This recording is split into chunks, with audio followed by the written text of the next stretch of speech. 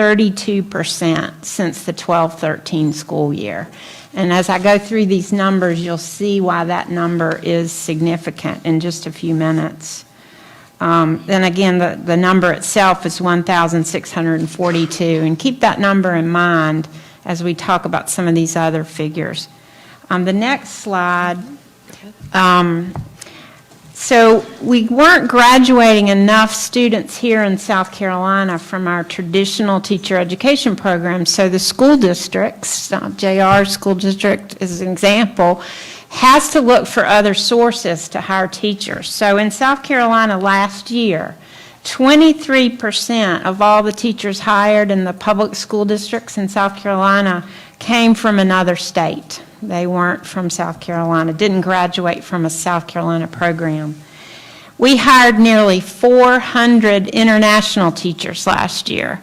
And if you're familiar at all with what the international teacher position is, it was originally designed as a cultural exchange program.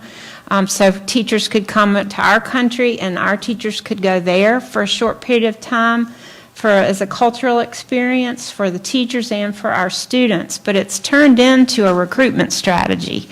So we're hiring more and more international teachers to come fill these vacancies that we have. And if you also note from the figures that we've gone up considerably in the number of international teachers that we've been hiring in the state.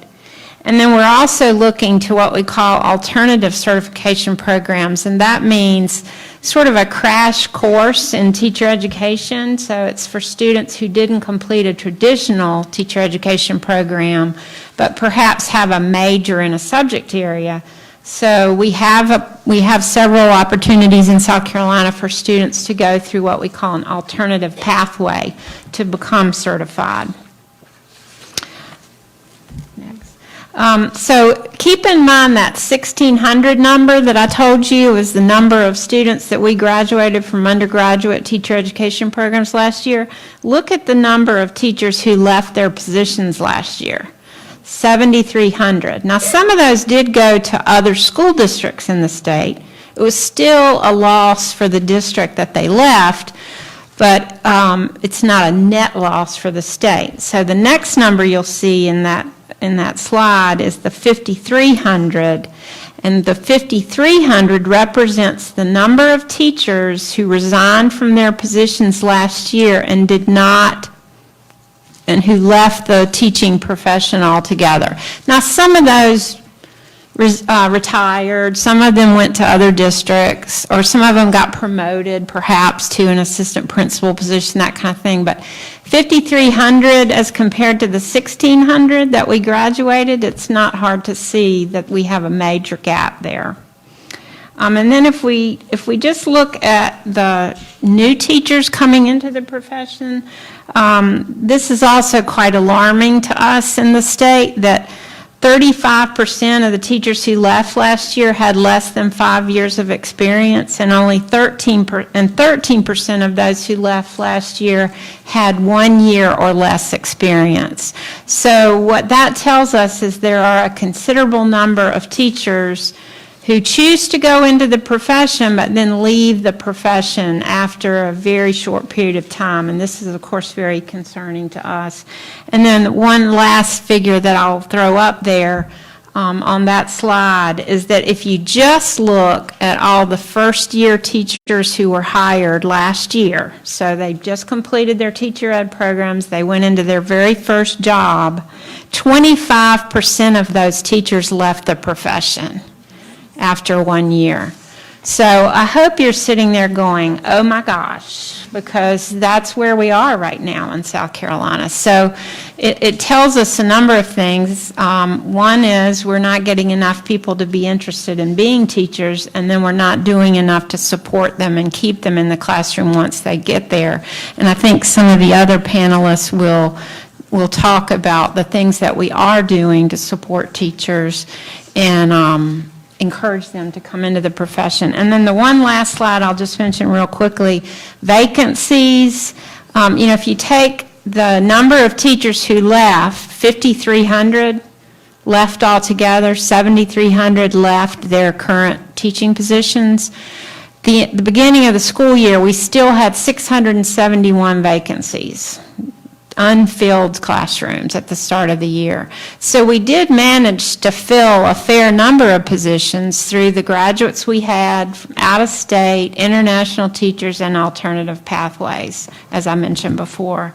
But the number of vacancies is still of great concern, and again, as you note there, it's gone up 13% since last year. The number of empty classrooms at the beginning of the school year. So I'm going to stop there and let Dr. Green take over. My pleasure, Jane. Let me get my phone back here if I put this here. Good evening. First of all, I'd like to thank you for joining us here today. They must have offered a very, very worthwhile incentive to get this many people to show up at 6 o'clock on a Monday. But we are in the midst of a very, very concerning crisis in public education. The teacher shortage is at a crisis at this point. And so sometimes when I say that, you know, even some members of the General Assembly say, JR, you just overstating things. But the reality is, if things don't turn around soon, I'm not sure how we'll be able to deliver public education as we have known it over the last many, many decades. And so as we think about why this crisis currently exists, I'd like to share 3 primary reasons. The first is compensation. The compensation for teachers have not kept pace with other professions. The base salary currently in South Carolina with 0 years bachelor's degree is $32,000. You have to go to school 4 or 5 years, take a battery of assessments to make $32,000. And as someone shared with me that a garbage man in North Charleston makes about $35. And that's with all due respect. I mean, that's not going to college at all, and nowhere near the requirements necessary to become a teacher, and he can make 35. And so it always baffles me when I make that argument. People say, well, folks don't go into education for the money. And so everyone should teach just for altruistic reasons. You can become an engineer because you want to make money, or a nurse, or a doctor, or an accountant, but in education, you should do it just for the love of it. And the love is great, but folks need to be able to feed their families. And so we have to do something with compensation. I mean, just imagine that someone who is teaching Algebra 1 at a local high school prepares a young person to go into a career after 4 years to become a nurse to make $60,000 a year. Yet the people who help prepare that particular person makes less than a quarter of that. And so I think we have to do some things differently as relates to compensation. What we did this year in Fairfield County is that we passed a $5,000 yearly incentive bonus for all certified staff members. And so even though I said the base salary in South Carolina is $32,000, even before the bonus, the base salary in Fairfield County was about $37,500. So we paid above the state minimum, as do most districts. With the $5,000 incentive and what we plan to do this year, we anticipate that our starting compensation should be somewhere around $44,500 next year. Our goal is to have a starting compensation of $50,000. I think that is commensurate to a profession. And if we want to treat teachers, we want to talk about teachers being a profession, we have to pay them like a profession. And that takes some investment at the General Assembly level to show folks that we really value what they do. The next thing I think has contributed to the crisis in public education is what I like to refer to as the hyper-accountability movement. We have developed a battery of assessments and report cards and tests to place a value on the job that educators do. And now we propose to, as we say, hold schools and educators accountable for educating our young people, and all the responsibility is on the backs of teachers. You know, I had a conversation, I serve on the State Board of Education as well, and I was having a conversation with a member of the State Board who said, JR, our teachers just aren't getting the job done. We don't have enough students who are proficient in reading and writing and mathematics, and teachers need to do better. And I said, well, let me ask you a question, because education is a collaborative effort. Teachers just don't pour knowledge into the brains of young people. There is something that others have to do in that process, be it parents, students. So let me make sure, let's say a young person is homeless. Is that the teacher's responsibility? Let's say a young person is hungry. Say a young person lives in an abusive environment. The young person has experienced trauma that we can't even imagine. Does all of that lay at the feet of teachers? And his response to me was, that's what they signed up for. I said, absolutely, that's not what they signed up for. And so teachers want to be a part of the solution, but we can't hold them for all of society's ills. And so we want to talk about why young people say, I don't want to sign up for that. Young people are very hesitant to sign up to be responsible for all of society's ills. And so it often baffles me that we don't talk about how we address homelessness and poverty and all of these systematic issues. We say that educators are supposed to fix those issues. But I ask a young person who's focused on reading if you didn't have some place to live. How much are you focused on math if you're hungry? And so I think this hyper-accountability that started back in 1998 has really run people out. You know, I remember back in 1998, I was an assistant principal at Keenan High School during that time, and this is when we passed Education Accountability in 1998. And in that Education Accountability Act, we said we were going to issue school report cards, and we were going to label schools excellent, good, unsatisfactory, average, below average, and in turn, stigmatize not only students, but stigmatize teachers, because now we can say, you must not be doing a good job because you are teaching at a school that's unsatisfactory. Or you are teaching at a school that's below average. And so somehow you are falling short. And in essence, what young people have said is, I'm not signing up for that. You know, the reality is if you look at assessment data, particularly aggregate assessment data, there's generally a correlation between poverty and success.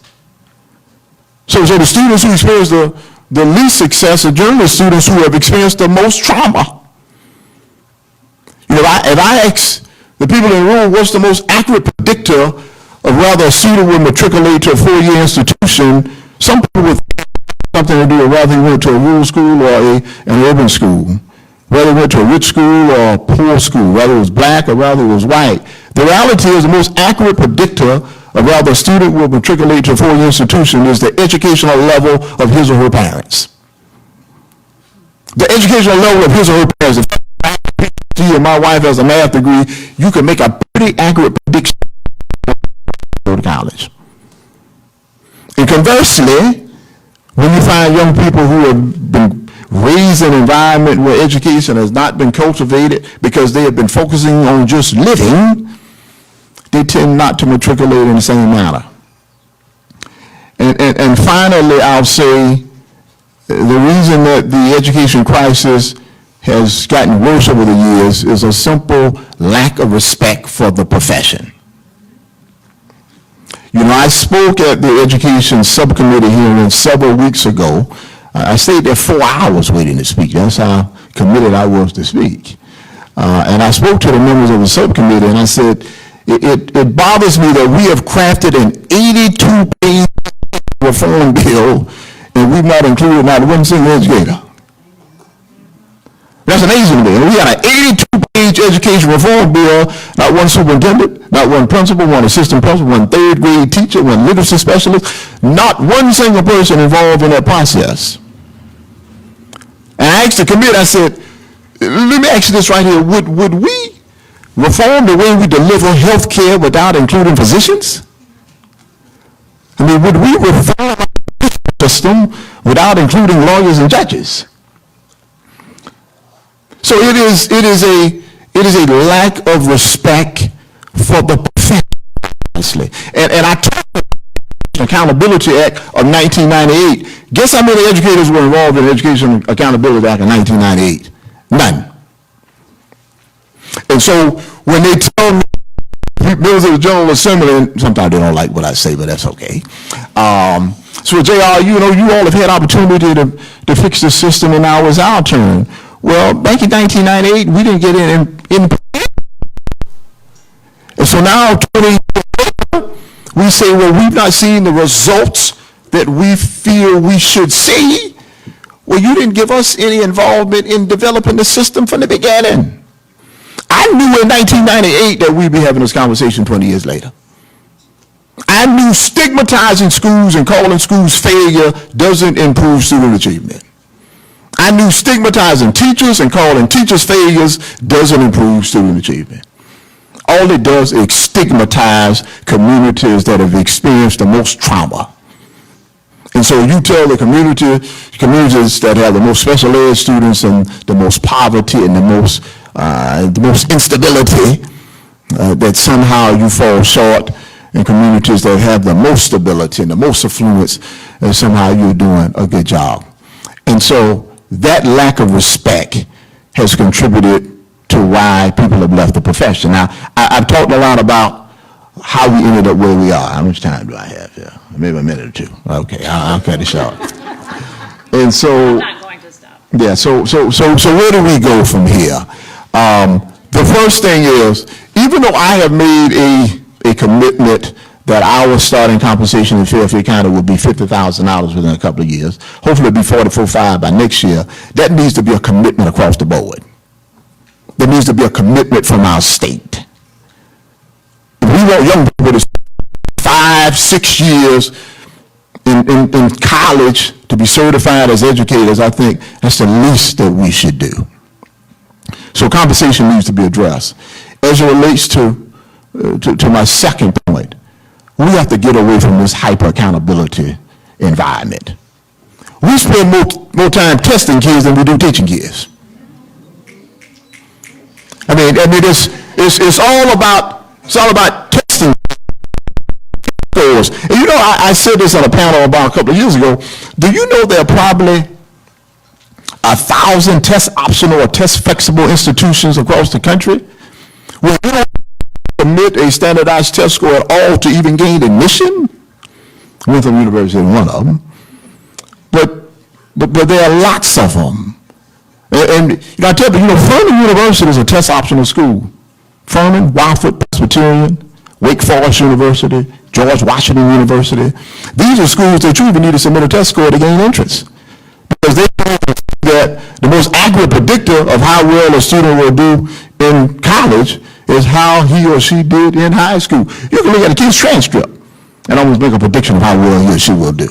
Look at the courses they took and how they performed on those courses. Now, that's just an indication of our hyper-accountability perspective as it relates to the older students, but it starts in 3rd grade. I mean, so we insistently test kids from the time they enter 3rd grade and even a little bit before that until they graduate high school. You know, a couple of years ago, we were giving every 3rd-year student in the state of South Carolina an ACT assessment, a test that was, its only purpose is to potentially qualify you to go to college. So you say, well, I want to go to the military, we need to take the ACT. I want to be a welder, we need to take the ACT. We spend time preparing you for no bearing. I want to go to the military. will take the ACT. So we have to get away from this hyper-accountability movement. And finally, is we have to infuse some respect back into the education profession. We need to treat educators the same way we respect. We need to treat educators the same way we respect doctors. We need to treat educators the same way we respect attorneys. Because right now we don't. And people can put on the surface that they like that we do, the facts don't. And so if we want to start attracting young people back to the profession of educators, let's show them that we respect the profession of education. I'm over my time, so I'll just rest there for a while. I got one. Okay. Oh, okay.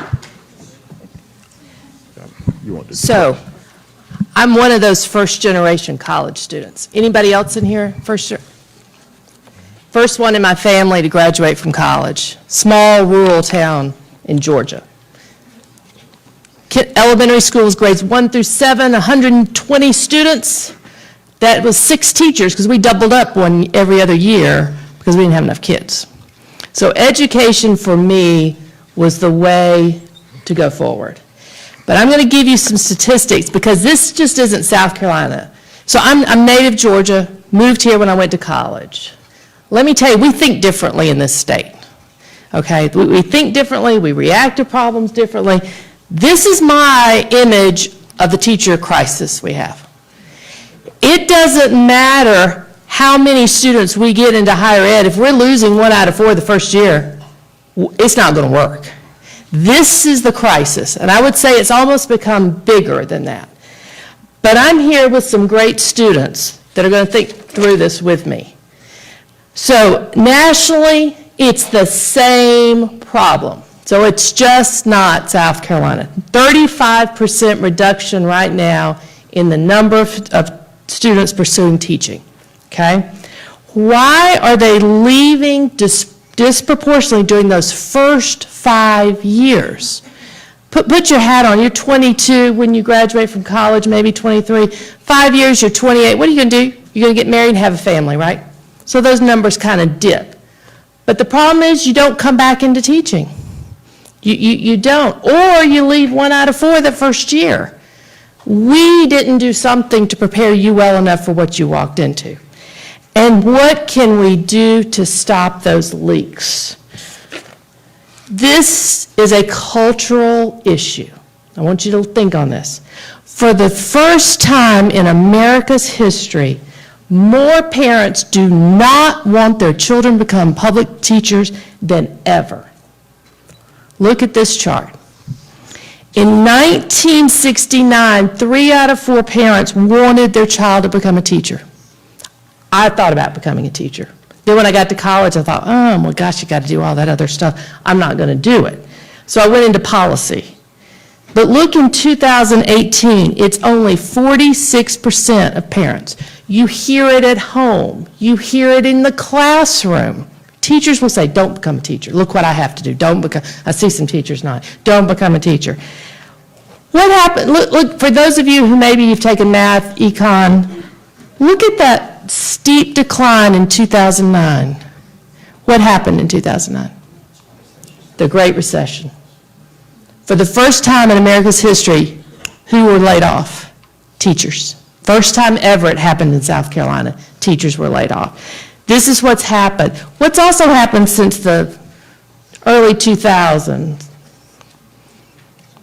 Internet. There are jobs that you never thought would be created that are being created. You've got more opportunities, especially women and minorities in this room, than you ever had in your entire life for careers, right? Look what's happened in South Carolina. There are a few of these facts I want to focus on. Dr. Green talked about the ACT. 5% of our high school seniors in 2017 even thought about going into teaching. 5. This is a national phenomenon as well. You have the 14th highest student loan debt in the nation. Let that sink in, guys. 58% of you will leave with student debt, and the average student debt is almost $31,000. Are you going to pursue a job that only makes $32,000? Now, I had my youngest was in your place a few years ago. If you tell me you pick a career based on economics a few years ago, I told you you're crazy. But you guys are smarter now, and you're thinking economically. What do I want to do, and what's going to help me have a job? Those two decisions, like Dr. Green said, are having an input and an impact on where teachers go. Ms. Turner talked about the numbers. We're losing, again, let that sink in, 1 out of 4 of our first-year teachers in the first year. It's happening more in the South, less in the Northeast. It's happening with teachers of math, science, special ed, and foreign language at a higher rate. Title I schools have a 50% higher turnover rate. The turnover rate for schools serving a largest concentration of students of color is 70% higher. And if I've heard it one time, I've heard it 1,000 times from teachers. Well, I wasn't prepared to teach those students. I can't relate to those students. It breaks my heart because they didn't have a clinical experience. They didn't go to schools like the school that they're teaching in. Y'all are nodding. We've got to break down these barriers because that's a big problem. Those are where our hardest to reach schools are. And I have to say, it's the quality of our teacher prep programs. We've got to do a better job, and all the teacher prep programs are working on that. We've got to do a better job of preparing you for what you're going to face, because there are a lot of students that didn't grow up the way you did. There are a lot of you in here who grew up wanting to go back to home where I taught, and you can relate, but a lot of our teachers cannot relate. This is a chart from the NEA that was done by professors at the University of Pennsylvania, why teachers leave. Look at that dissatisfaction. It's a huge percentage of why teachers are leaving. They're dissatisfied. They can make more money. They got that student loan debt to pay off. You can't do it on a teacher's salary and buy a car and have a apartment rent. So I work for the General Assembly. So the legislators, so they look a lot at what other states do. But they also look at education like a business. And I know you're looking at me going, no, they can't. But this teacher crisis is the same thing that an industry will face, a business will face. If I don't have enough qualified people coming in and I'm losing too many, what do you do? So what the General Assembly is looking at are many things. Dr. Green mentioned it, raising the starting salary. Do you realize that just 2 years ago it was less than $30,000? That starting salary was less than $30,000. We got to get more people in the pipeline, alternative teacher prep programs. A simple thing that Ms. Turner and I worked on that's going to get passed is increasing the maximum student loan awards that you can get. Simple thing, but hopefully that will help some students get more money. Dr. Green talked about accountability. But you know, right now we don't know how well our students are doing who are coming out of individual teacher preparation programs. It's a big thing that other states have done. The most important one is the number 2 bullet. Ask the teachers why they're leaving. Do you know how many times we've tried that in the past 5 years? Do you know who are the number 1 opponents of that? The administrators. Because we don't want it to look bad on the administration of why they're leaving. So we need to ask the teachers, number 1, why are you leaving? But as a businessman told me, number 2, it's what could we have done to have kept you? That's what a business would ask. Not just that you left and we didn't keep you, but what could we have done to have kept you? And we've got to look at the salary schedules. There are all other incentives, and I'm going to tell you honestly, this list right here, look through it. Throw everything into like you're making a pie or making a cake. Throw everything in you can and see what sticks. That's where we are, because the bottom line is we really don't, we have anecdotal, but we really don't know the ultimate question of what would it take to keep you. What would it take to improve your working conditions? What is, Dr. Green had a really great point, what is the best compensation? What would keep teachers longer? Would it be paying teachers differential? The more you do, the more you get paid, the more responsibilities you have.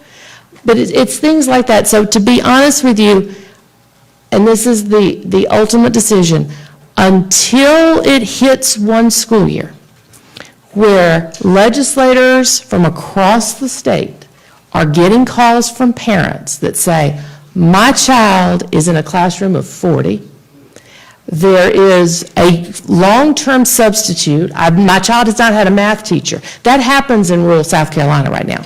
You go to school a lot during the middle school year, and there's no math teacher. It's a substitute the whole year. But when it hits Rock Hill, when it hits Greenville, when it hits Charleston, that's when the uproar is going to take. And my greatest fear is that's too late. We got to take care of it now.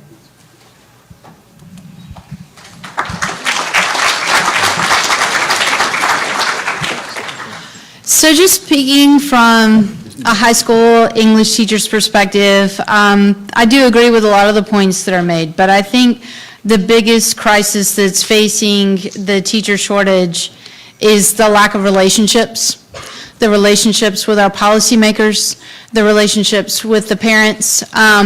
For the better part of 30 years, we've been blaming each other, and a lot of the blame has fallen on the teachers. And I absolutely understand. I came from the corporate environment, so I did not become a teacher until I was 30, and I was one of the first cohorts for PACE. So I'm a product of one of the alternative methods to getting your certification. My bachelor's degree was from the University of Georgia. I too grew up in Georgia, and I did get a Bachelor of Arts in English.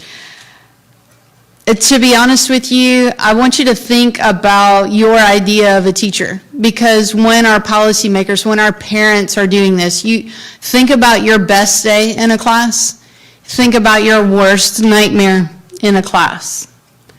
And those are the policy decisions that we make in education stem from emotion.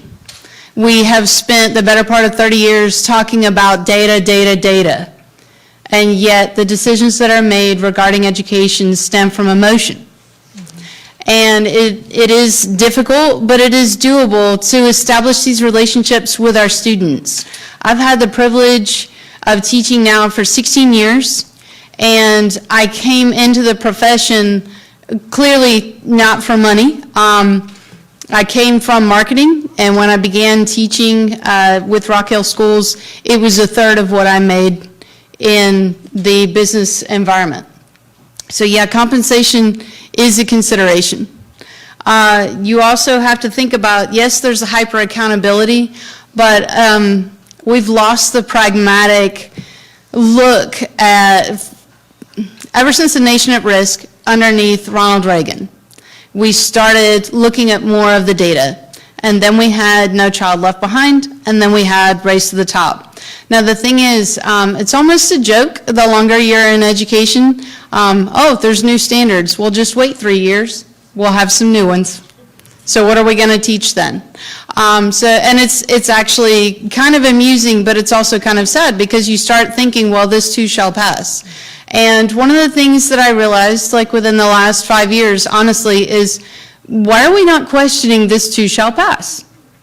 And it's very easy as a teacher to just want to close your door to all of the noise outside and to be able to really get to know, because at the end of the day, I love my kids. It's not altruism that keeps me in the classroom.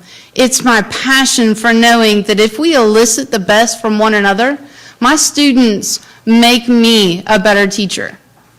And I know that I can help them understand the best in them. And if we can start sharing that, you need to remember that learning is not a part of a vacuum.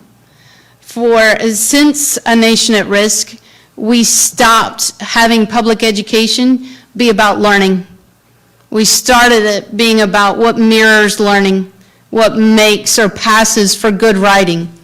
and we stopped remembering that curiosity and risk-taking are essential to find joy in anything that you do. And so one of the things that I do is extend my classroom. I am motivated internally to go out to teacher Twitter. If you have not joined any Twitter chats, do it. Your classroom is global. Your learning is global. And I agree with Ms. Barton. These are things going on across the nation. I'm very good friends with some of the 55 United teachers in West Virginia who were on strike. I know teachers in California who struck with Los Angeles because of classroom sizes. You know, I am friends with teachers in Oklahoma, and they do have a lot of the same patterns. But the thing is, we need to remember that we were given a voice. Our students have a unique voice. We need to honor that. Teachers have a unique voice, and we are starting to use our collective voice in the state of South Carolina.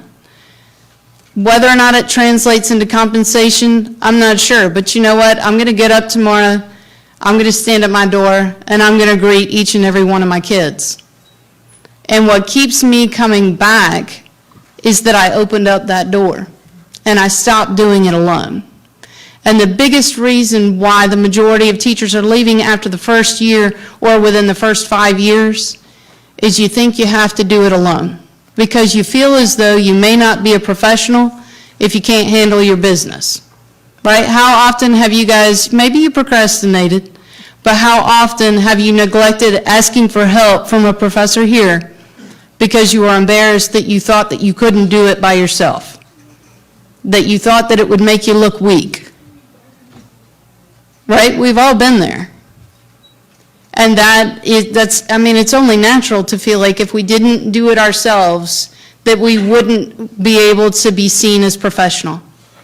But the thing is, I'm telling you right now, the joy and the challenge and wrestling with disparate understandings and different backgrounds and having people question my explicit or implicit bias that I didn't even know has made me a better teacher. And we cannot forget that every single person inside that classroom, every single person inside that school building is a student. Regardless of the administration level, regardless of the supervisory level, regardless of the instructional assistant, everybody is a student, and everybody should feel empowered. And when we change the culture, then maybe the parents who had horrible experiences growing up, who may have dropped out of school. That's not the way we did it. It's no surprise that parents who weren't valued as students don't want to come in for parent-teacher conferences.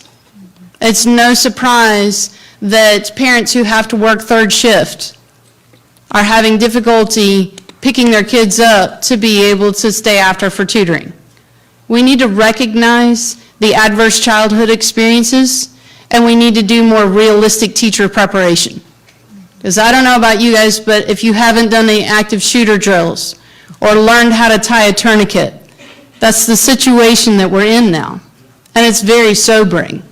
And as I spoke to my students, I said, you know, I definitely want to be there for you. I want to be the hero that you believe me to be. I want to be that courageous. But you need to know that at the end of the day, I want to go home to my children, and I want to be able to see them.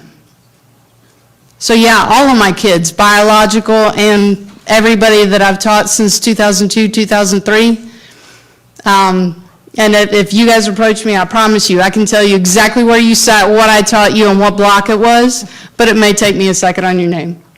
Only because we learned so many, about 150 a year, anywhere between 150 and 200. But they're all my kids.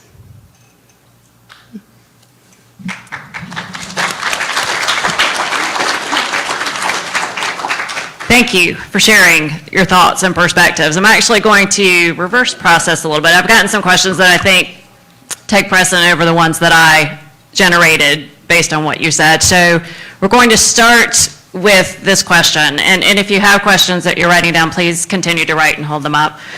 We are in a crisis, but who showed up tonight to hear about the crisis, to talk about the challenge, to talk about solutions? They're not the teachers, although we have some very powerful teachers in here. They're students. So how do we get the teachers to care? How do we get the teachers to use their voice?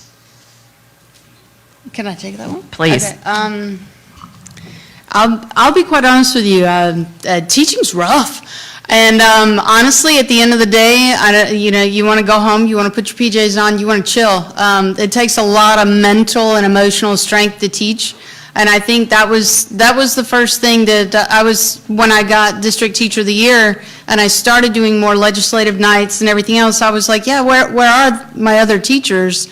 That a lot of the realistic answer, they're probably at home grading right now. Our grades were due today. They're more than likely, they're doing second shift. I was fortunate enough to have somebody take my child to soccer practice. So, I think sometimes when you say, well, where are the teachers? The General Assembly opened up a 9 a.m. meeting, and how dare teachers not show up? We were in the classroom. And again, this is at 6 o'clock, so where are the teachers? Well, they're probably with their families, and rightly so.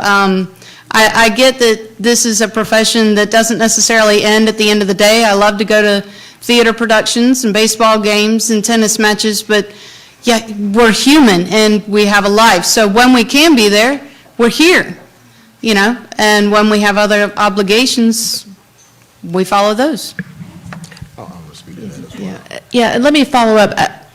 I don't care what profession you go into, relationships are the most important thing. So if I were in your place as a teacher, developing a relationship with your local legislator, with your school board member, with whomever you need to talk to, we're too fearful sometimes of taking that time, and it takes time to develop relationships. But I'm telling you, legislators will listen if they get a call from a teacher in their certain area. I met you at so-and-so, here's something I want to talk about. But also, when you develop those relationships and you bring up those issues, what do you need to have? A solution. Because, or you can say, I don't know what to do about it, but I know this would help. So whenever, I don't care what career, develop relationships with your boss, with your mentors, coworkers. But when there's an issue and a problem, bring it forth, but always have your ideas ready to respond. On a side note, there's also a Senate meeting tonight at Gaffney High School, and that may have interfered with some of the teachers who are present tonight. I said earlier that I spoke at a House subcommittee hearing several weeks ago. I arrived at 5 o'clock. I didn't speak until 9 o'clock. The reason I didn't speak until 9 o'clock was because there were teachers who spoke from 5 to 9. And so I don't want you to think that teachers are not engaged. I suspect many teachers have not been invited maybe to this event, but teachers have been all over the State House this year, speaking to House and Senate members, showing up to House committee hearings, Senate committee hearings. Teachers are extremely engaged. I anticipated that this forum would be to really speak to young people, so we could really have some dialogue about why young people education as a profession. And as much as we talk about what we need to do to retain the people who go into the profession, and that's very, very important, we got to figure out how we make the profession more attractive. Because even if we were 100% successful at retaining people, when the number of people who are choosing education as a career is down by 35%, I think Jane said, over the last decade and a half, that is a problem. Now, Melanie said earlier that teachers are saying that I wouldn't encourage my child to become a teacher. Just imagine that. You have someone who has spent a career in education who says, I would tell my children not to become teachers. I would tell my children not to become teachers. And we got to ask ourselves the question, well, why would an educator discourage their own children from pursuing what they made their life's work doing? And I think it goes back to the things that I just outlined. So in order for us to really turn this tide, the focus has to be, how do we make education more attractive to young people at universities? We can't continue at the rate that we are. I just want to add one other thing, because I think back to when my first teaching job was in 1978. And at that time, I know I had the mentality, and I think a lot of teachers had the mentality that they shouldn't say anything. They're supposed to just do their job, keep their heads down, lay low, not complain. And we have come, 180 degrees from that point where teachers are now finding their voice, and they're being encouraged to find their voice. And I still, to this day, get questions from teachers saying, well, I didn't know it was okay for me to speak up. I thought that the school district had a policy that said I couldn't speak up. And nothing could be further from the truth. Now, obviously, you can't use your instructional time during the school day to be on the phone talking to legislators, but I just wanted to throw that out there, that we've come a long way in terms of teachers understanding that it is okay for them to speak up, that they need to speak up, and they are now speaking up. I've heard it said before that educators in our state and in the country are like a silent majority, and that we don't speak up, and we don't vote. The education community has very low voter turnout rates, and we have got to change that. You don't just sit back and accept what's given to you. You speak up and you take action and you let your voices be heard. So I just wanted to throw that out there, that we've come from a point in time where teachers didn't think they could or should speak up, and we've come a very long way with that. This question is somewhat related to the testing assessment question, but the question from the audience members: teaching methods used can be a reason some teachers leave. How can a teacher do their job if they are restricted on methods of teaching a class?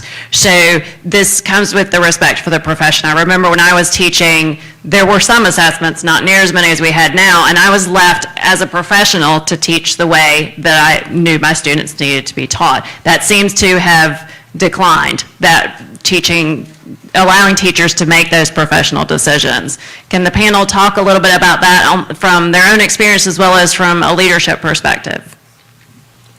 Yeah, let me say, and it goes back to the hyper-accountability movement, is that people are at risk. Well, there's a innovative way that you want to teach U.S. history, but hey, that may not get the results on an inter-course exam, so maybe we shouldn't take that risk.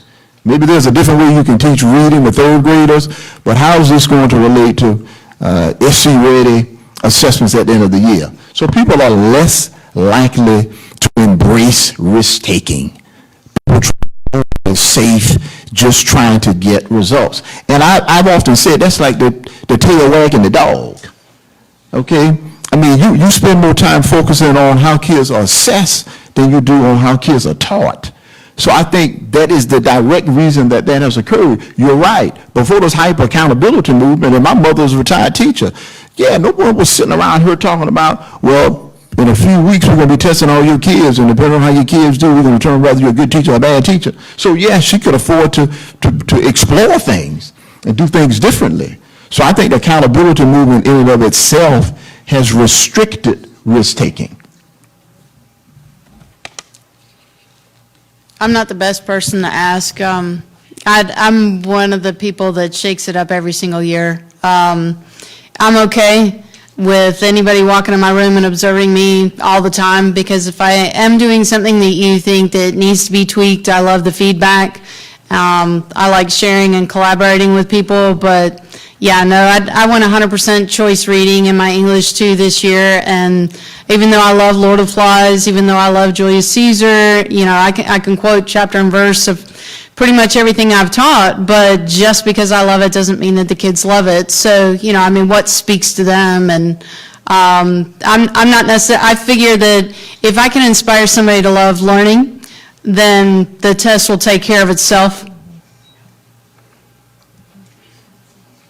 Next question. So not only are we in this crisis, are we facing a teacher shortage, we are facing a teacher shortage to where the lack of minority representation of teaching has insurmountably gapped are the students that we're teaching. So how do we push for solutions to a teacher shortage while also trying to get more diversity in our teacher workforce?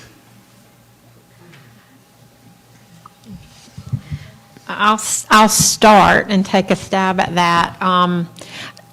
Honestly, there isn't a great answer to that question. It's something that we're very mindful of, but don't necessarily have an answer to. But I will say that there are things in the works, and one of the things that's out there are programs like the Call Me Mr. program. I don't know if some of you may be familiar with the Call Me Mr. program, which it provides an opportunity for more African American males to go to college and gives them the experiences that will hopefully encourage them to want to become a teacher.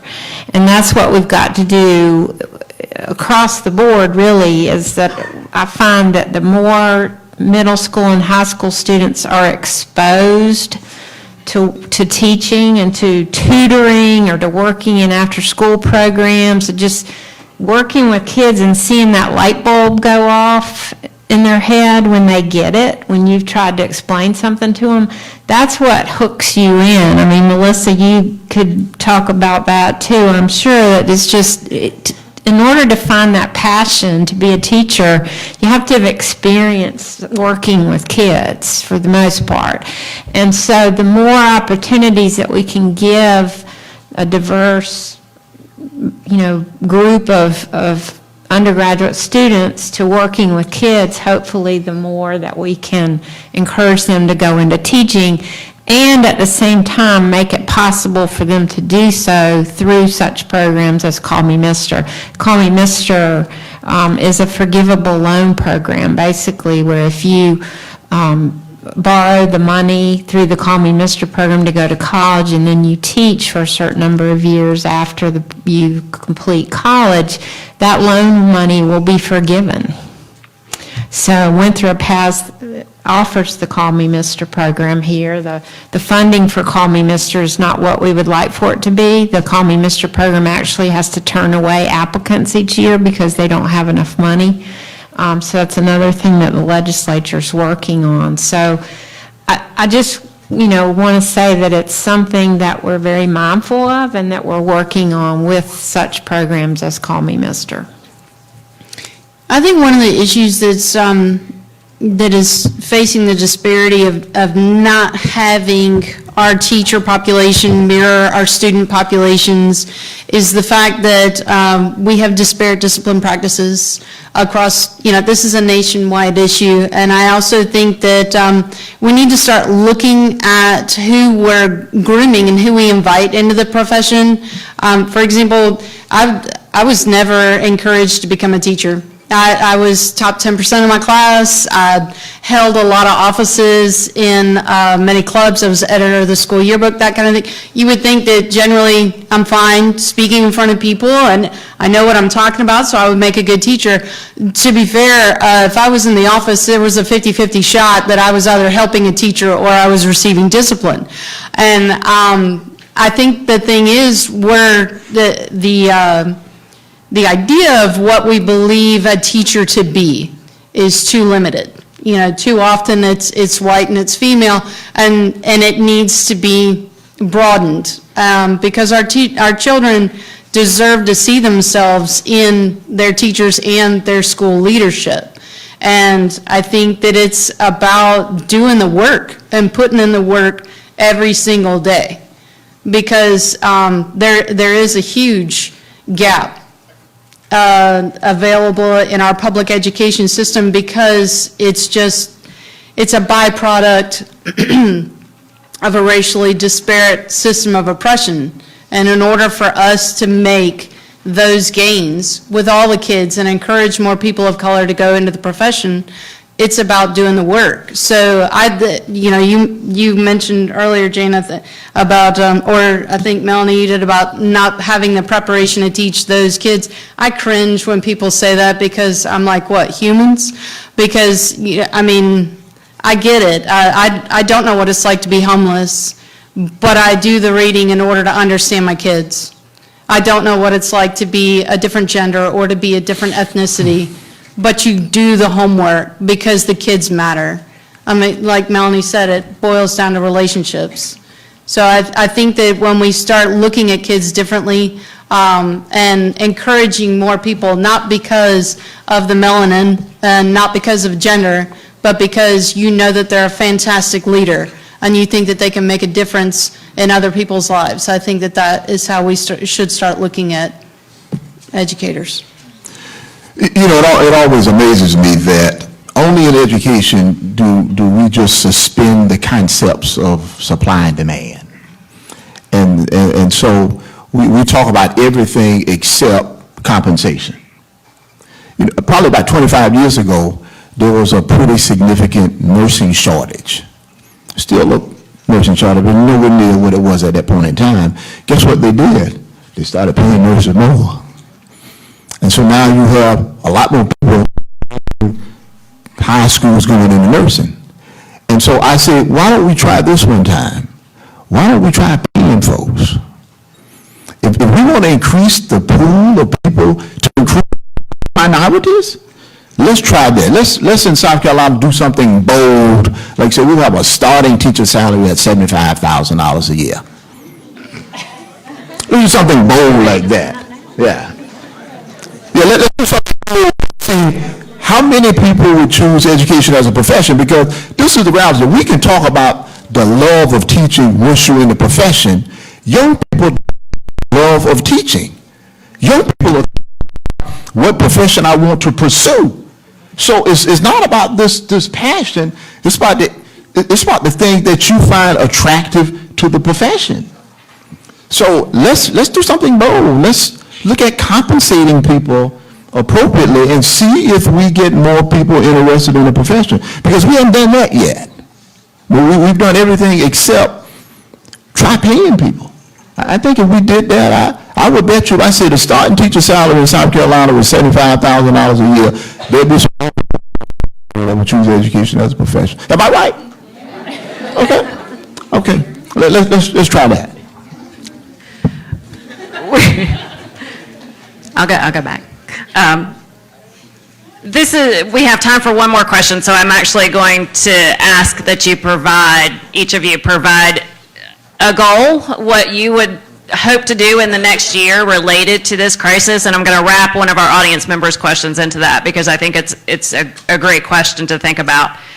So what is your goal in addressing the teaching crisis, but what can non-educators do to also address the teaching crisis? Anybody want to start? I don't want to make Jane start just because she's beside me. I will. Okay. I'm willing. I'd like to start with the last question, if I could. That I think being mindful of the issues in public education as a community member and being willing to be vocal and to speak up and to vote for legislators who are willing to take these steps that we think are necessary. We offer in South Carolina the Teacher Cadet Program, which is a high school program. Some of you are nodding your head. You may have been teacher cadets. One of the goals of the Teacher Cadet Program is that even if you decide not to become a teacher after going through the Teacher Cadet Program, you will at least have an appreciation for the public education system, and that you will be an advocate for the public education system in your community. So not everybody is going to be a teacher, but everybody can be active and involved and speak up and talk to legislators and vote. Especially right now we've skirted around this issue, but in case you're not aware, there is a major piece of legislation winding its way through the legislature right now that is a massive reform bill.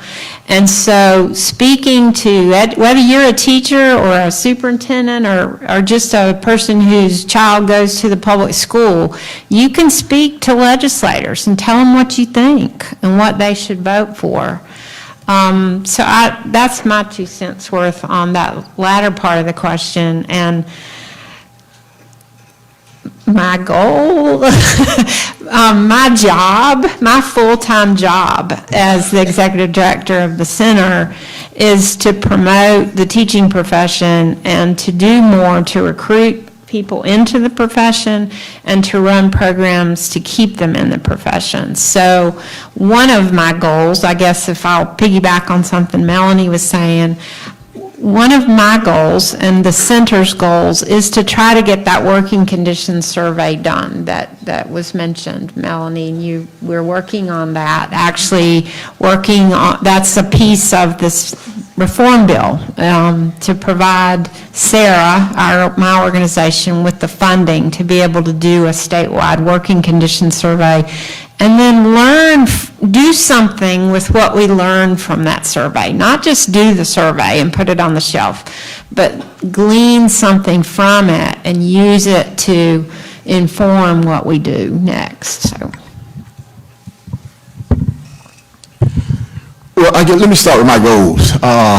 First of all, I told you I had a goal of a starting teacher compensation in Fairfield County of $50,000. Next year, even if we're able to do 44.5, that'll be a starting compensation that's probably as high as any place in the state of South Carolina.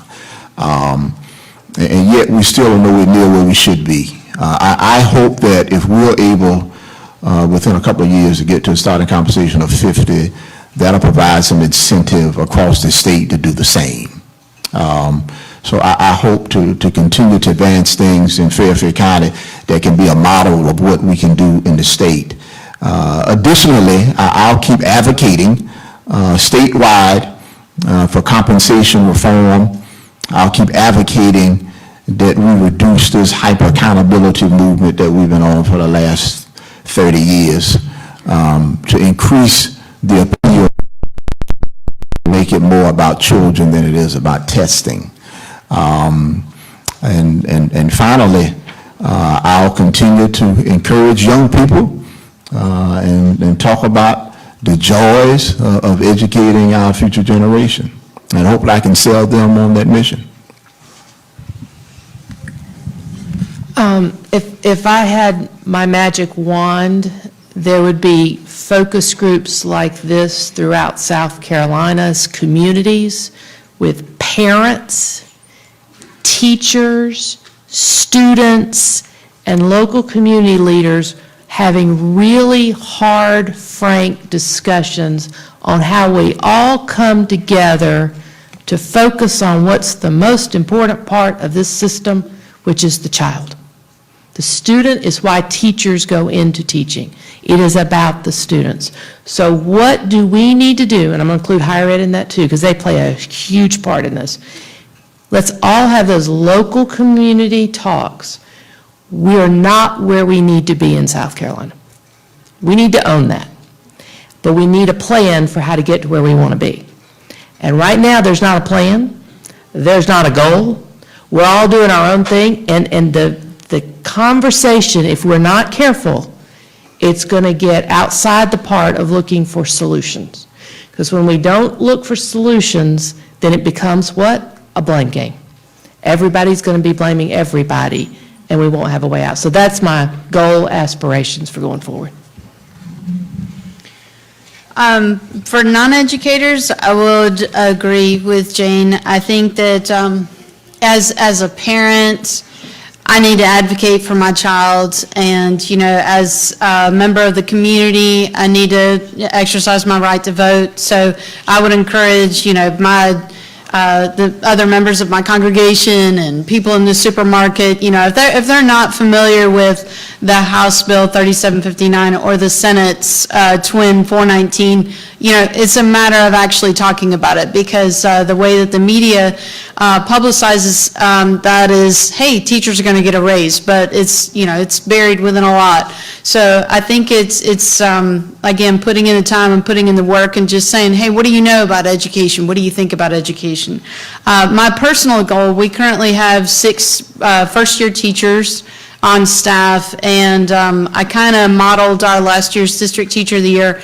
They're not necessarily in my department, but I'm trying to take them under my wing, because I want them to become second-year teachers. And I'm going to continue to keep them under my wing for like 5 years, and I think that we need to expand that, and I want them to come back for the third year, and I want them to, and I think that it should be a celebration.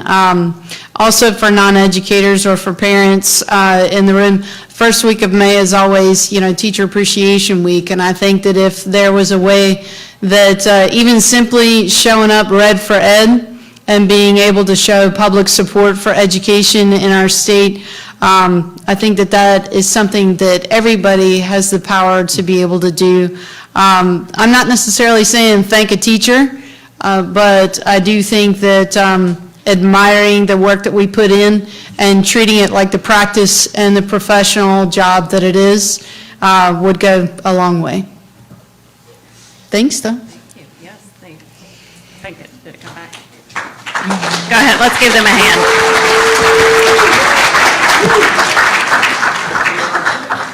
So there's a lot to talk about. There's more to talk about. I would definitely encourage you to join us for the reception. There's lots of great questions here. There's classroom management. There's how do report cards get written. There's who decides what.